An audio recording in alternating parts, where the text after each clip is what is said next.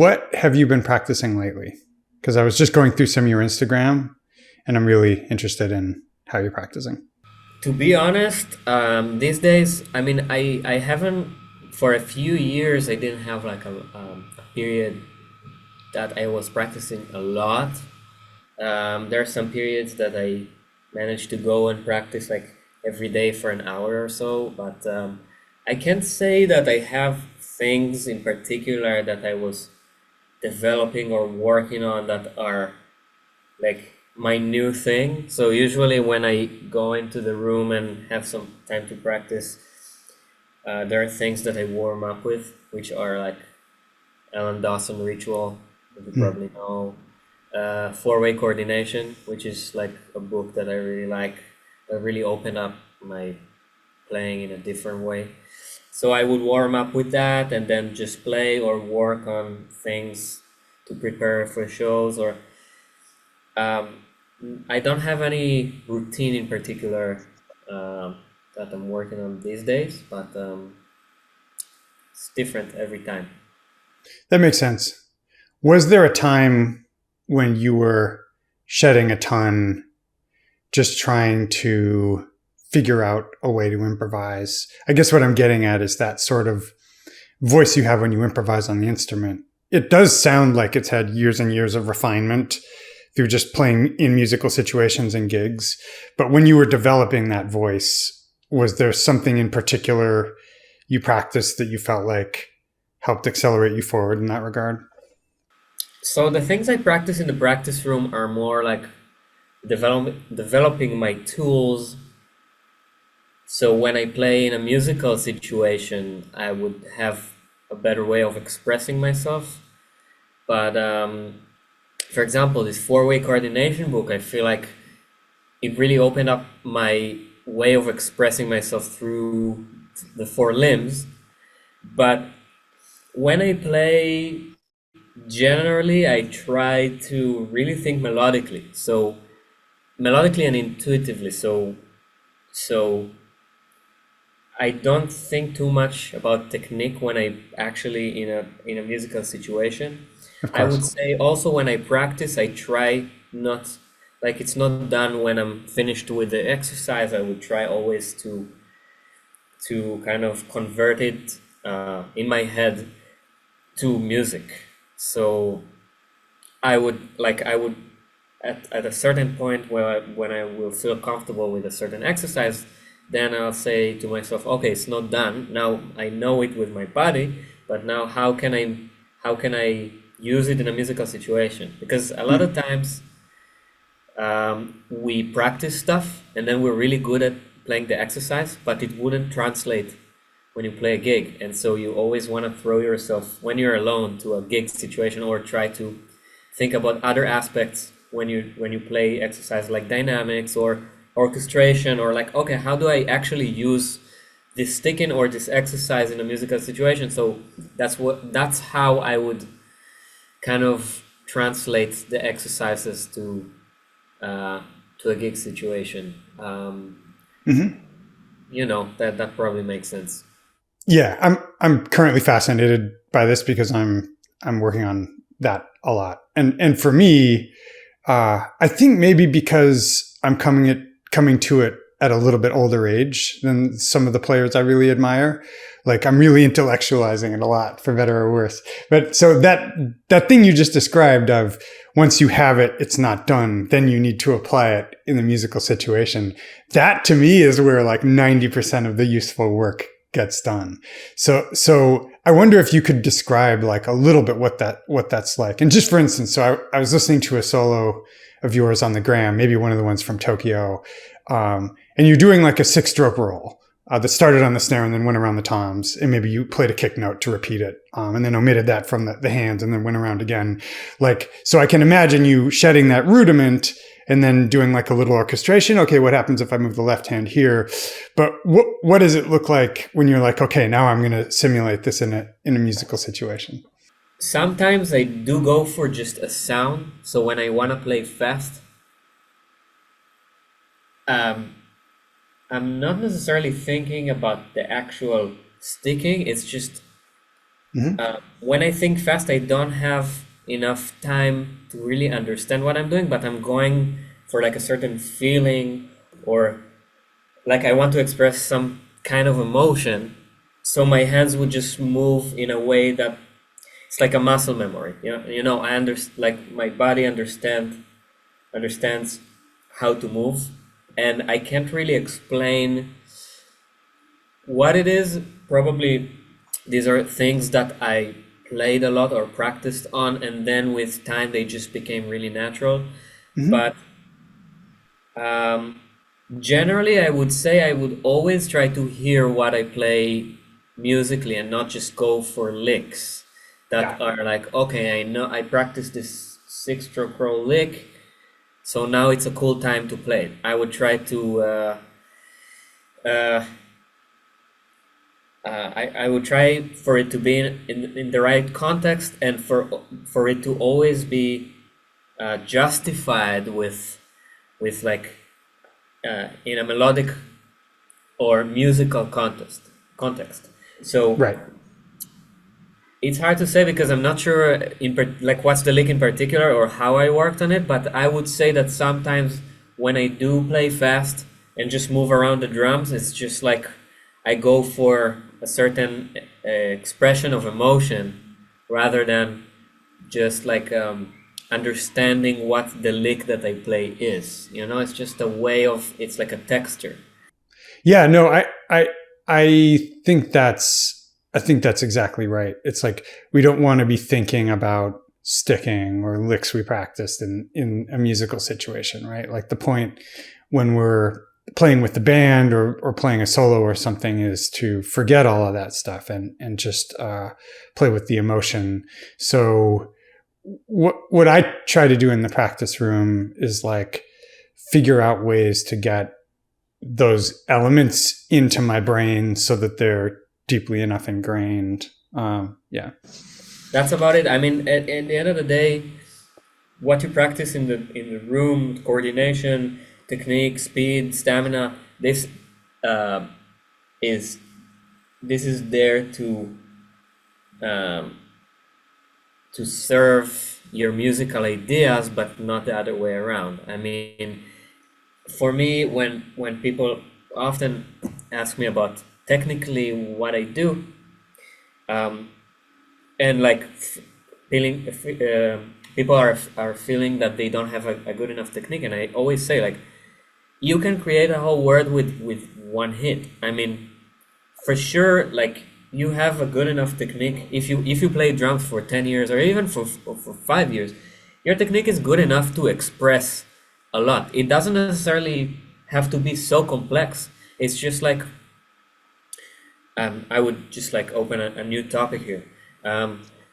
So complexity versus being melodic.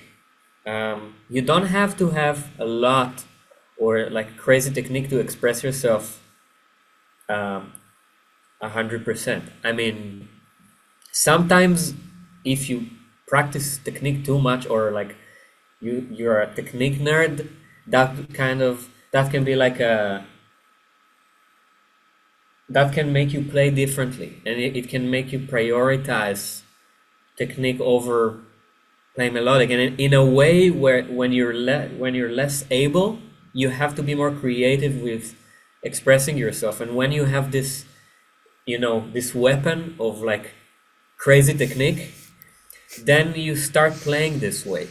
Mm-hmm. So you want to always make sure that even if you have a great technique or you have great like abilities in terms of speed, or like you're a nerd trying to like always develop your technique and your coordination, like the complexity of what you play, you always want to make sure that it's not taking away from your expression, because expression is how much heart you give to each note you play. And so for me, I always try to find the right balance. And so even if I play fast, to find a melody in it, or at least express myself or create a texture, rather than just like showing off speed for the sake of speed, you know? Yeah. And I see that in your playing. It feels like even when you play Instagrammable runs of notes down the toms, there's always a musical impetus for it. You're never just pulling out your chops to show off. Well, let's pivot a little bit to musicality and flow and like losing yourself in the music. And I have this question for practically every drummer that I admire, but did you need to practice letting go and trusting your instincts and not thinking when you were playing in performance, or did that come naturally? I love this question. This is like the things that people don't talk about enough.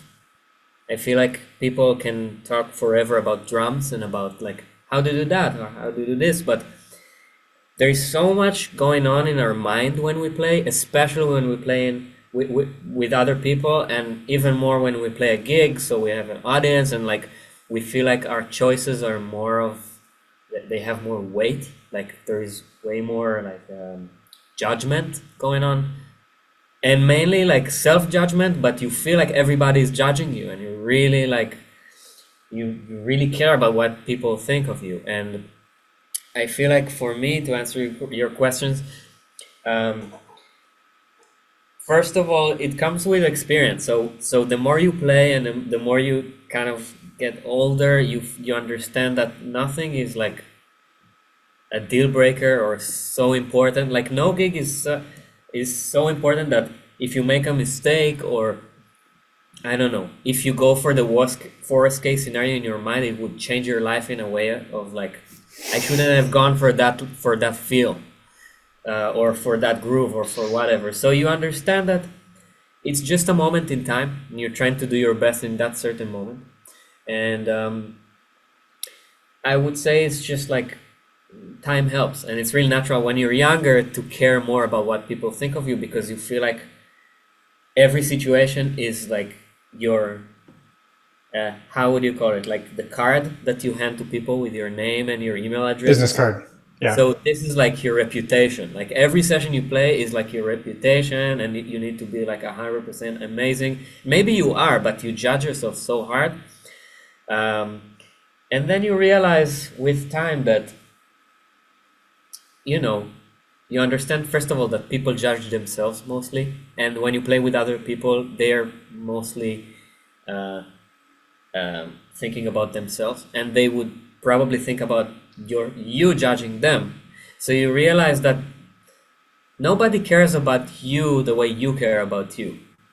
I was going to say, you can extrapolate that to a lot of things in life, can't you? It's like we walk down the street always assuming people are paying more attention to us than they probably are. And everybody else is walking down the street thinking the same thing, probably. Yeah, we always live in our own, we live our own narratives, our own perspectives. So we always feel like what we feel is the objective truth. And I had a fun conversation with a friend about the fact that you can feel like shit after gigs sometimes, and you can really convince yourself, you can really get into this narrative of like, I played bad today, I played good today, I feel good. Then you can hear the recording, it actually sounds better, or sometimes it sounds worse than what you felt. But and in the end of the day, the spectrum that we move, let's say, is like 93 to 98%. Like, let's say your worst day is 93%, your best day is 98%, and this spectrum is so little. But since this spectrum is the one we live throughout our life when we play, so 93 feels like 0 and 98 feels like 100.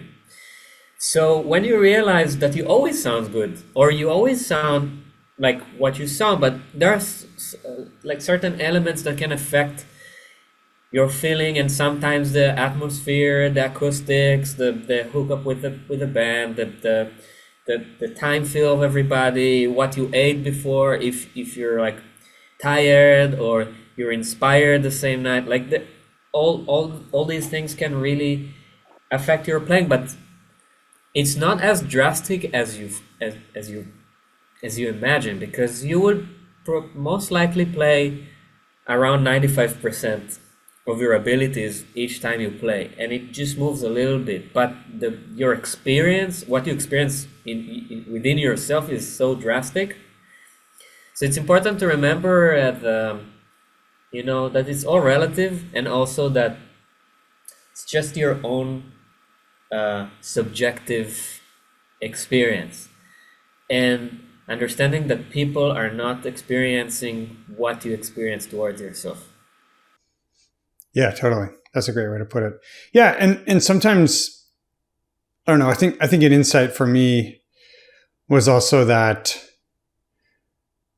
when I would get nervous before a performance, it was because I was hoping that I would play like someone different or like above my own abilities. So in other words, if I really looked inside, it was almost like I was trying to put one over on the audience. Like I'm trying to fool them into thinking I'm a different person than I am. And if I just accepted like, hey, I'm going to sound like I do, and that's going to be good or bad. But as you say, like the world doesn't hinge on that. It definitely took away some of the pressure. Yeah, I have something fun to add. Once I heard Aaron Goldberg, the pianist, say, like, you always expect yourself to play the best in whenever you play in every situation, but the fact is that you're gonna play the best only one time in your life. So expecting yourself to sound the best every time is kind of, it's worthless because you can't.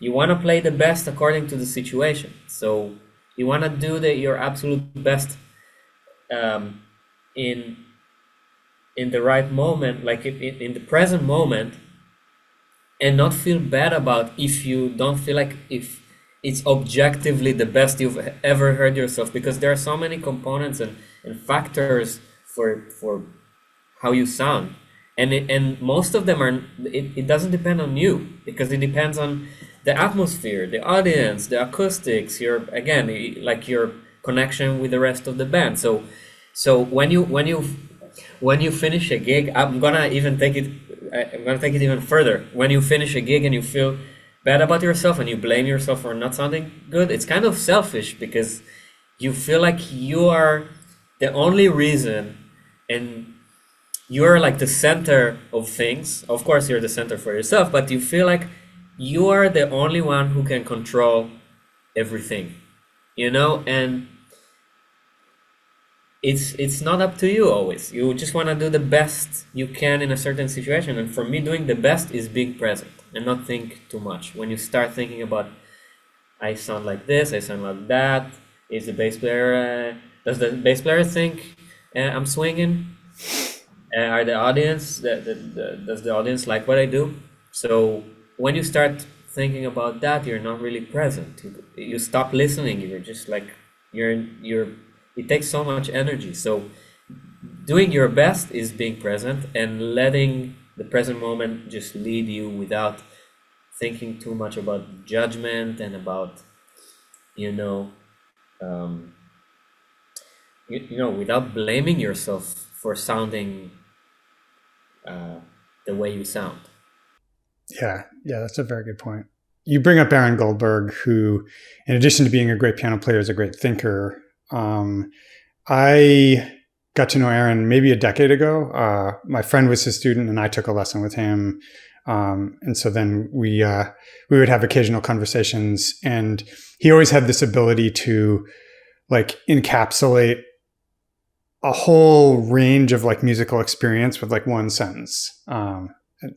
He's a very, very intelligent guy. And on that note, I'm curious, because you've had the opportunity to play with a number of musical greats I admire, including Aaron, including Abishai, including Shai Maestro, including Gilad Hexelman. So I'm curious if you have like an advice or mentorship moment that sticks out to you in your past, like a pivotal lesson or a pivotal bit of advice you received from a more experienced musician. Yeah, I have a few things coming in mind. Um, I would say, first of all, like, I remember playing with Aaron once. So Aaron what's great about Aaron is that he wouldn't like he wouldn't filter sometimes the things he thinks that can help you, especially if you're a younger cat and he's like older and you play in a band together. Sometimes he would tell you things out of love because he thinks you're a great musician, and like raise your awareness to things. And I remember a few situations with him where he told me things, and when I was younger, of course, you know what, you want people to like you. So when somebody gives you a piece of advice or even like a criticism, sometimes it's hard because you feel like you're not good enough, but the matter of fact is that maybe you're not good enough yet, or there are things that you can learn. And I remember like one of the first times we played together when I moved to New York. I was probably 20 something, 22 maybe. He told me, we played a trio in his living room, and he told me like that was a piece of advice that will forever stay with me, just uh, as a piece of advice that raises my awareness to dynamics. So if you play in a piano trio in a hard room, for example, and the piano is playing here, you can't play here and you can't play here. You have to play here, because if the piano is the leading instrument, playing the melody, playing the solo, the piano can't, fight with the drums over like who's leading. So what? First of all, it would require you to really be aware of your volume, and also sometimes rather than making an effort to play softer with like sticks, just make a different musical choice, move to brushes. So sometimes we tend to stay in our comfort zones, and sometimes like I can say I feel more comfortable with sticks than with brushes because I play, of course, way more with sticks. But I would have to be like the adult and to make a different musical choice and to play brushes to help the piano ring out, and when you serve the music and you understand like uh, the mutual goal of the three of us now. We want the music to be beautiful, so making the right musical choice, not only the right volume, but picking a different stick or playing less notes. If it's like a room that rings a lot, like has a lot of reverb, just play less notes. Understanding what you need to do in order for each instrument to be in its right place dynamically is really important. So this is a really great piece of advice that he gave me once. I remember speaking with Gilad once, and he said something very interesting about empathy in music. So there are musicians that you can, maybe from your experience too, like you play with and you feel like they feel you. You feel them. Like you feel that the ears are open and there is kind of empathy in the music. Like it's not like you both play the same standard at the same time, but each one of you is just doing whatever. You just, like, there is this kind of sensitivity to sound, to space, to like, okay, it's your turn to be creative now. I'm gonna listen and derive my ideas from you. Like this kind of sensitivity that lets you kind of humbling. It's kind of a humbling musicianship in a way. It when he said that, it made me realize that I always want to be sensitive enough and not just like you say impose my playing on people or my ideas. I always want to be empathetic towards the people I play with and feel them, not only just to play with them, but feel what they're trying to say. So empathy in music is really interesting. The last thing I would say, which is really, really powerful, is my experience with playing with Shai in his trio. I've been playing with him for almost like 8 years, been 7 years, and like the presence when we're on stage and the trust we have playing in this trio is really something that influenced me as a musician in general, because when we play it really feels like we're taking off our clothes. We're just like naked, you know. We're not afraid of making any mistakes. We're not afraid of like taking an idea to an extent and like just like break all boundaries and to go with the music to unknown places, because trust is a really important thing in music, in my opinion. And for example, when we play trio, there is no set list, so we have like a full repertoire of music that we know. And it's like Shai usually goes on stage, like we all go on stage, and he would just put his hand on the piano, play a note, and that's how the journey starts. Sometimes I will start the concert just moving around the drums, playing, and then I'll be like, okay, I want to play that song, and then they will just follow me. So this really helps being present. It keeps you on your toes always. And even when I play a gig that has a set list or standards, I try to bring the spirit of like being present. And even though there is like a certain uh, structure to the gig, always like never losing focus from the present moment. So this is a really great lesson that I've learned from Shai's point of view on life, on music. Just presence is like a major thing. Yeah, that's another great jumping off point to speak about musicians moving to a scene and like finding their people. Um, so you moved to New York for the first time a while ago, and then you were saying you just recently moved back. Is that right?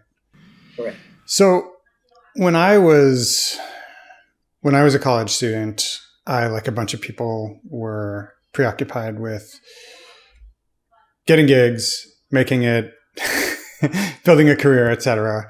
And if I could give my 20-year-old self advice, it would be more interested in finding good people to play with. Right? Um, is there anything you would say to like a drummer or a musician just moving to a big scene like New York in terms of how to find the best possible people to play with and how to be open to those sort of encounters? Yeah, I have a few things to say about that. First of all, I mean, even for people who are amazing musicians, it takes time in New York, always. Like you can be the most amazing instrumentalist, and still it would take you like 4 or 5 years to really get in the loop. There are so many great musicians in New York, and every great band leader has at least like a choice of three people and three subs that are great instrumentalists, and on each instrument before he will be looking for somebody new. So patience, just patience, and like be humble. Understand that there's so many great musicians around. Don't expect yourself to take over the city right away. This is the first thing. Just like there are so many great musicians, so things take time, no matter how great you play. Second of all, I would say um, relationships are very important. Um, there is this kind of misconception, or this way of thinking. A lot of people think that if they play the best, then they will get the best gigs, and it's not the reality. Because in the end of the day, relationships are what brings people together. I mean, if you play great, it can definitely help you go forward, play with better musicians, but relationships, especially in New York, as I said, because there's so many great musicians. If you're like a great musician, but I don't know, you're not out there, or you're not professional, or your reputation is not good for various reasons, there will always be another person that can play the gig. And even if the other person is not as good as you on the instrument, theoretically, I mean, it's important to remember that you as a musician is like a package. The level that you play is just a certain, it's like a certain part of the package, but the full package is like who you are as a person. Are you a good hang? Are you professional? Are you coming? Do you arrive on time? Um, do you learn the music well? Um, and it's down to relationships, basically, as I said, because I feel I would connect it to my story, that I understood that the people I want to be around, the people I want to play with, but not only because I like their music, but also because I like them as people. And so the way that I start playing with Shai or Gilad or Yotam Zilberstein, that I love, absolutely love, who's a great friend of mine, is just by, getting together for a coffee, or just like, if you're new to the city and you're young and you wanna be around great musicians, just be humble, ask people to learn from them, try to connect with them on the personal level. It's really important. Don't focus only on the music. I mean, music is important, but life, are all about relationships and the people around you. Like, you're not gonna be happy just being a great musician, but who are your friends? Who is your partner? What are the bands you play with? You play in terms of like hang. So never forget relationships. For me, this is everything. So I would always advise work on relationships, be humble, and put the effort and time into being out there, form good relationships, and be respectful to the music. Always try to learn from the people you love, and not just try to get the gig from them. Don't be around people because you want the gig from them. Just because you also see if you like them as people. And if you do, just try to be friends with them, and that for sure will work. Because if a person sees that you're a great drummer, but you're also a great person, you're also really responsible, you're a professional, what's the reason not to take you for a gig? You see? So that's my theory. And because if a person feels like you need something from them, that's a turn off right away. Yeah, and in a scene like New York, where any type of behavior you can think of, someone who's experienced in the scene has seen it a million times. So it's like if you approach somebody because you're hoping to impress them, or you need a gig or something, or you have that vibe, like that's just people see through you immediately. there's no faking that. You know this feeling of like you see a younger cat and you say like, I like this guy. He has the right attitude. He's a sweet person. He always comes with a humble attitude. He wants to learn, or she or they. And this is the right thing. You want to just come with the right attitude, and you know just be yourself. Don't try to push it. Just try to be humble and nice to people. Also, a great other way is just like call people you like for your own gigs. Get a gig, pay well. Sometimes, I mean, it's your own decision, but don't take money for yourself. Just pay the other musicians. It's a part of, like, I call it tuition. Like tuition price. So you pay in order to play with better musicians than you are. Just get a gig and call musicians that you like. Pay them good money. They will come and play, and then they will see like, oh, he's a great musician. Maybe next time I'll call him for my gig. So that's a great way. Just like calling for musicians you like for your gigs, because there is a tendency a lot to stay with your own friends, like people you feel comfortable with, which is normal, and I get it. Sometimes you feel like, why would this or that person come to my gig and play my music? I'm like, he's here, I'm only here. But you will be surprised, people in New York want to play. So just call people you like to your gigs. and that might work. Yeah, I'm so glad you brought that up.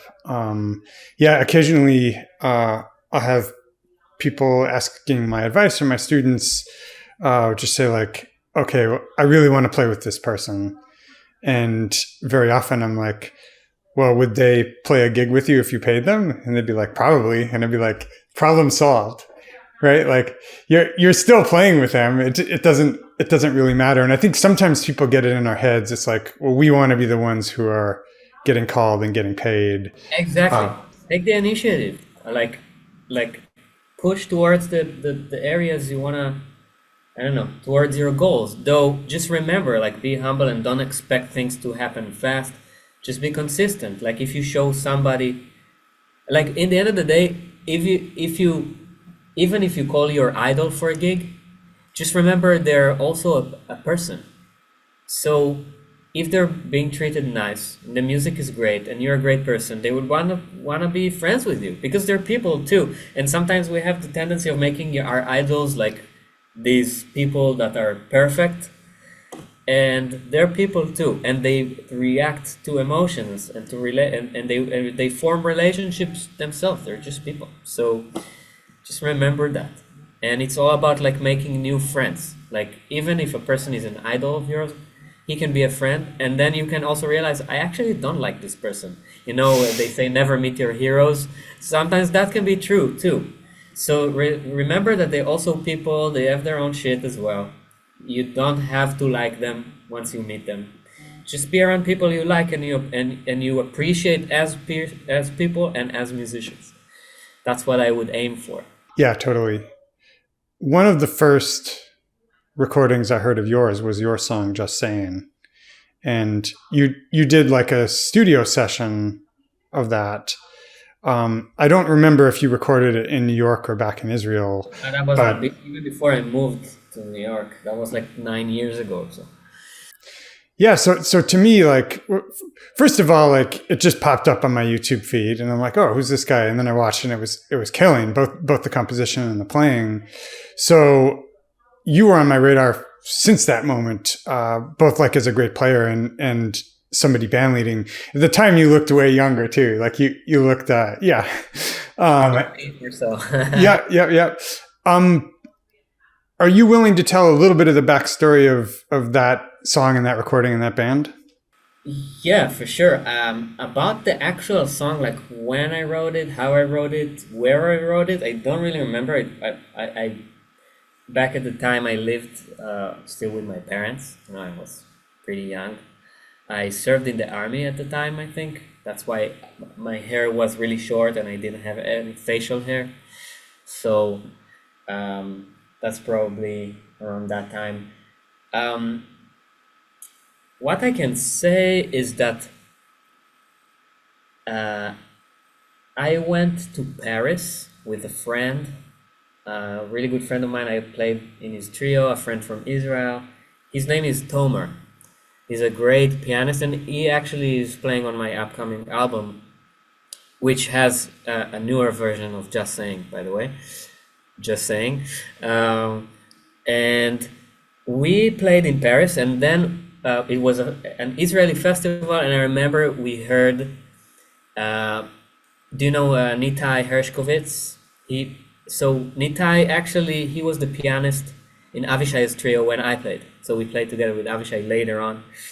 But so he played a trio with Amir Bressler, which you might know.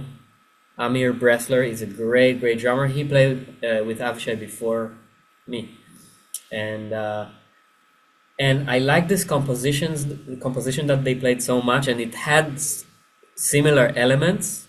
So that was kind of the inspiration for that song. I think it was called In Between. So if it's out there, the song, it's a beautiful song by Nitai, and I just don't remember too much about the composition, but that recording in the day, I had this quartet with Gadi Lehavi that was so young too. He maybe was like 19 or 18. Shachar El Natan's great guitar player. Now he lives in in Poland, but amazing guitar player, and Tal Mashiach, which is still playing in my band. Now my band is a little different. We were all like around the age of 20, and we just came back from a tour, my first tour as a band leader. Somehow I got some gigs in Europe with the help of a friend, and then we recorded it in Israel, fresh from the oven, after the tour, and I was like, okay, let's film it, and that's basically the story. Nothing too special about it. I still think it sounds great.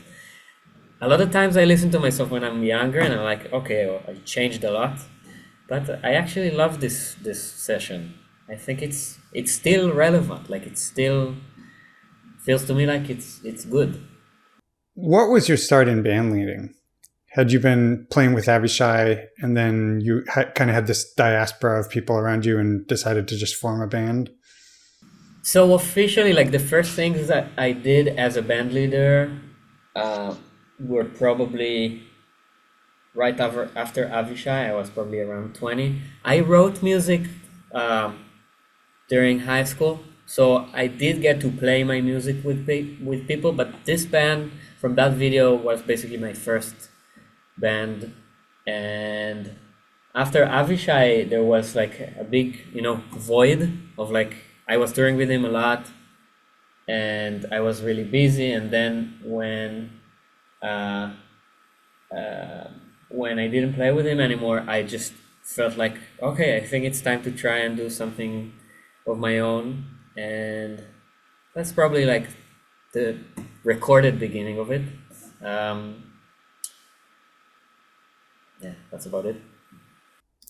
Yeah, no, that makes sense. I'm just interested in weaving all these threads together because, yeah, we both agree, like, it's important for people to be initiative takers. Like, if you move to a scene, and band leading is an important part of that. But you weren't just a band leader; like, you had and have a great band, so it's clear you take that seriously, which is cool. I want to pivot, maybe for like the last question before I let you go. One thing that I've been thinking a lot about recently since I started teaching more is this idea of imposter syndrome and what it's like as you're developing as a player, and particularly in this day and age when you look on Instagram or TikTok or YouTube and you see players who are much farther along the journey. And you can take this kind of what direction you feel like it, but I feel like the best way to phrase the question is, say you're talking to a student and that person asks you, how do I know if I have what it takes? How do I know if I don't have it yet or if I'll never have it? How would you answer that? I feel like there is no objective truth or objective answer of, like, what is the point that you have it? That you can make money out of it, or that, like, what's the goal? Even for me as a working musician, like, what's the goal? Like, I'm never where I want to be, basically. And so what's the point that you feel like, okay, now I have it? Or if you're not working a musician, or you're an aspiring musician that wants to make it in the industry, like, what's the point that you proved yourself that you made the right choice? So this, I don't know. I would say, maybe it sounds like a cliche, but for sure, every person's journey is their own. I mean, these days, it's so hard because you always compare yourself to others. Has always been the truth, but now with social media, it's really fucks up with your mind. And it's getting really emotional as well, because I feel like it's really important to talk about it. I would just want to take a second to put it out there. And I'm a part of Instagram too, and Facebook. I have social media, not all the platforms, but just understanding understanding that it's a constant trigger machine in your pocket. So before that, you would go to a concert and you will see a great drummer, and you will feel like, first of all, you will feel inspired. Like I would in a second talk about the difference between Instagram and live shows, Hmm. but that would happen maybe once a day or once in a few days. But this is constantly watching where you're not, or what you don't have, or where other people are. So maybe you will hear once in a while, okay, this person got this gig, but with this you're kind of able to see what everybody's doing everywhere, which is not where you are now. It's basically everything that's not here and right now. It's the opposite. And that always makes you feel like everybody is doing a lot of shit and I'm doing nothing. That it creates this kind of feeling. And it's really important to understand that this thing is really powerful, and it can really, really make you feel bad if you don't know how to deal emotionally with the reactions it creates in your emotions. Hmm. So just remember that social media is just a certain way of people showing what they do, but it's not like the full reality. Because in reality, people have their ups and downs. People get fired from gigs. People don't get certain gigs. People are not happy all the time. And the other thing I would say is about the difference between social media and a show is that when you go to a show, you get a full experience. You get to spend an hour listening to a drummer playing between 0 to 100% dynamic. Or you see all the spectrums. You see a person at his quietest moment in a show, and or maybe slowest or like most chill kind of playing, and then you see the point that he's playing a solo, and you get the full experience of musicianship from that person. And also you can feel the vibration, you can see the communication of the musicians, so you get the full experience. And I feel like it has a much higher potential of touching your soul and your emotions. And social media is just a certain snippet of flash that's not representing the full musicianship of a person. And also what I upload from my social media, I understand that. So I upload things that I think would work on social media with I don't try to lose the sense of musicality, or I always believe in what I upload. But I also know, okay, I know that in order for people to know who I am as a musician, they need to hear me play live, because it's not completely who I am. So it's important to remember that listening to live shows is really important. And what you hear on social media is not the full picture of what person is as a musician. Sometimes you can be really surprised going to a gig of a person you follow on social media, and the person sounds completely different from what you imagine. Hmm. Because you can really edit everything, you can pick what you want to upload.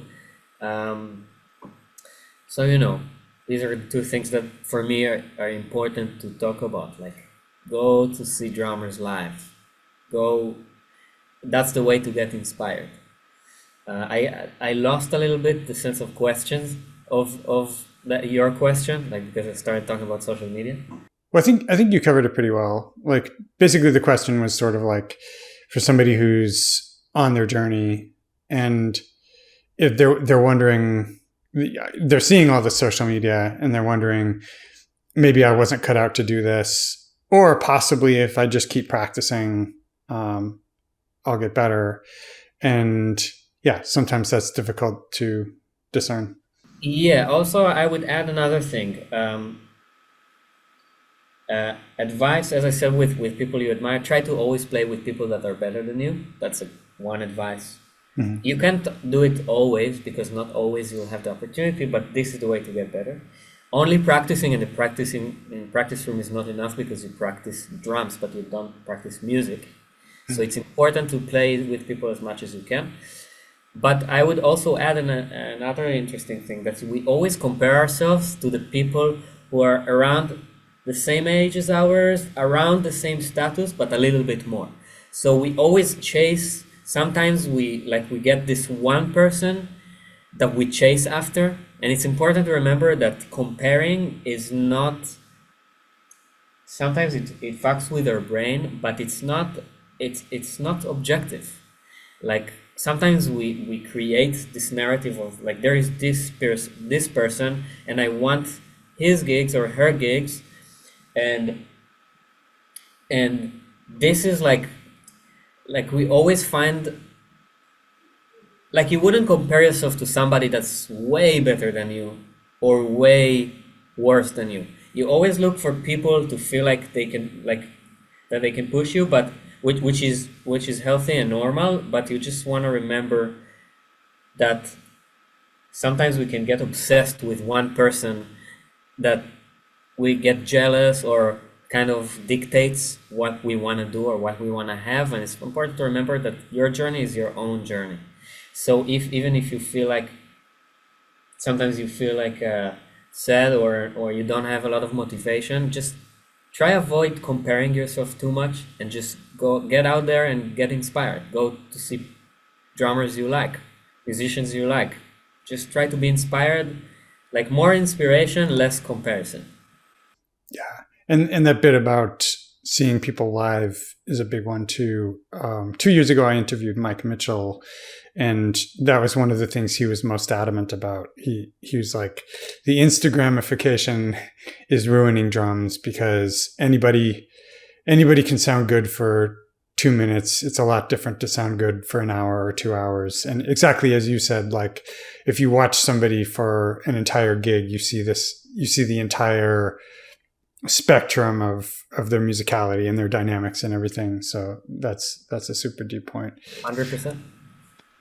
Well, I feel like we could easily fill another hour. I have at least 10 questions I didn't get to ask, but I want to respect your time.